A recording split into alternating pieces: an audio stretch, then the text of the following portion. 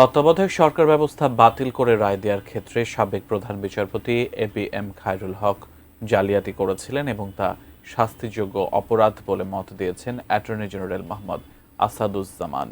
আর খায়রুল হকের রায় বাতিল করে আপিল গ্রহণের মাধ্যমে আবারও তত্ত্বাবধায়ক সরকার ফিরিয়ে আনার দাবি জানিয়েছেন বিএনপির আইনজীবীরা। তবে দলটির চাওয়া তা কার্যকর হোক চতুর্দশ জাতীয় সংসদ নির্বাচন থেকে। বিস্তারিত জানাচ্ছেন জাবেদ আক্তার।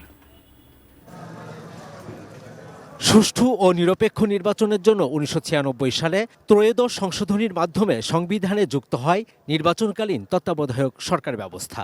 ২০১১ সালে তা বাতিল করে রায় দেন তখনকার প্রধান বিচারপতি এবিএম খায়রুল হকের নেতৃত্বাধীন আপিল বিভাগ। খায়রুল হকের জাজমেন্ট রং ইন্টারপ্রিটেশন, রং থিওরির উপর লেখা।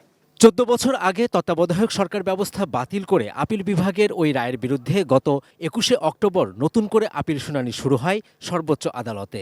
বুধবার ৮ম দিনের শুনানি হয়। এদিন বিএনপির পক্ষে শুনানি শেষে রাষ্ট্রপক্ষও শুনানি করে। ৩২ ইঞ্চি জেভিকো টিভি এখন মাত্র ১৫,০০০ টাকায়, সাথে পাচ্ছেন ৩ বছরের প্যানেল ওয়ারেন্টি। সাবেক প্রধান বিচারপতি এবিএম খায়রুল হকের রায়ের বিভিন্ন অসঙ্গতি আদালতে তুলে ধরে এই রায় বাতিল চেয়েছে বিএনপি। খায়রুল হক সাহেবের জাজমেন্টের মধ্যে আমি ৩টা উদাহরণ দেখেছি যেখানে তিনি পার্লামেন্টের কাজটি নিজি করে দিয়েছেন। আদালত যদি এই অ্যাপিলটা অ্যালাউ করেন, এই নির্বাচন পরবর্তী থেকে এইটি বিধানটি কার্যকর হবে, এমনটি আমি আদালতের সামনে উপস্থাপন করেছি।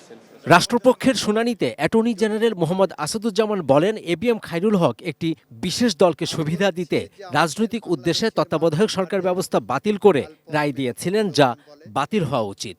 হাকিম নড়ে তো হুকুম নড়ে না।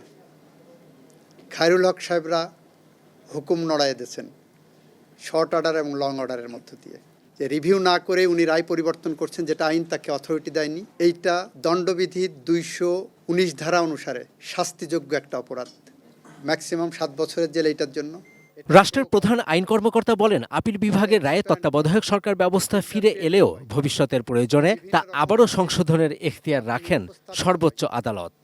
কোরআন কিংবা বাইবেল কেউ পরিবর্তন করতে পারবে না, সংবিধান পরিবর্তনযোগ্য। এটাও বলেছি যে আপনি আজকে সংবিধানের যে অ্যামেন্ডমেন্ট বললেন, যদি আপনি বলে দেন তত্ত্বাবধায়কে ফিরে গেলাম, সেটাই যে অ্যাবসোলুট তাও না। এটাও জনগণ চাহিদা অনুসারে, জনগণ যদি মনে করে যে এইটাতে তার ভোটাধিকার নিশ্চিত হচ্ছে না, জনগণ ইচ্ছা করলে ওর বিরুদ্ধে সংগ্রাম করতে পারবে। Javed Akhtar, ATN News, Dhaka.